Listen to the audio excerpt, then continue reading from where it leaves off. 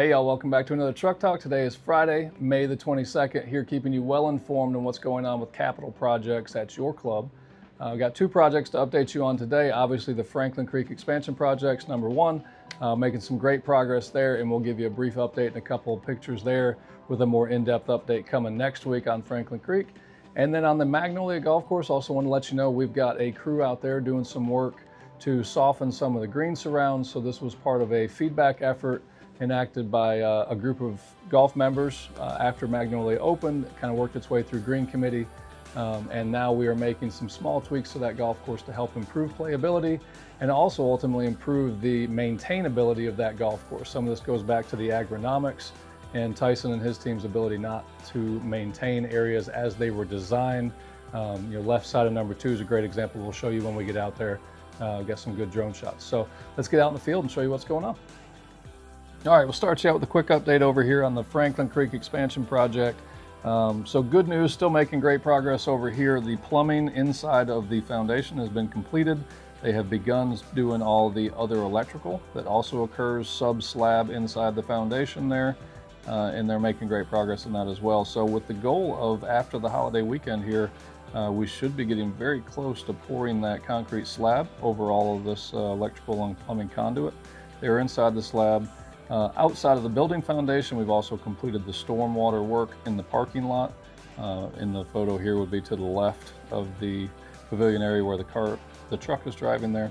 So that's all been complete. That marks all of the stormwater having been completed here on the property. So that's a great achievement for the Pinion team, who is just crushing it, just doing a fantastic job in partnering with us on this project. And the last thing we'll update you on is in the back of the property. We mentioned the berm and the retaining wall. That retaining wall was installed this week, which will allow us to begin moving from that back corner of the property back outward and ultimately getting closer to getting those new pickleball courts started on install in the next 3 or 4 weeks. So great progress over here, and we'll bring you a more in-depth video and more photos from that next week. All right, and let's jump over to Magnolia here. We're on number 2. But there are really 8 holes we're going to be working on Magnolia. It's 1, 2, 3, 5, 6, 7, 8, and 11. So that's a total of 8 holes. And again, we're working on doing some adjustments around the greens. So I won't get into it in the video, but it's a long-winded explanation to say that this is not the time to do any changes to the greens. That work, if any, will be contemplated at the phase 2 of Magnolia's renovation, which is currently slated for 2029 to finish the fairways and the tees. That being said, there are some great improvements we felt like we could make on the green surrounds to really soften up some areas and make the golf course more playable. So 2 is one of those. It's a great example here on the left side of number 2.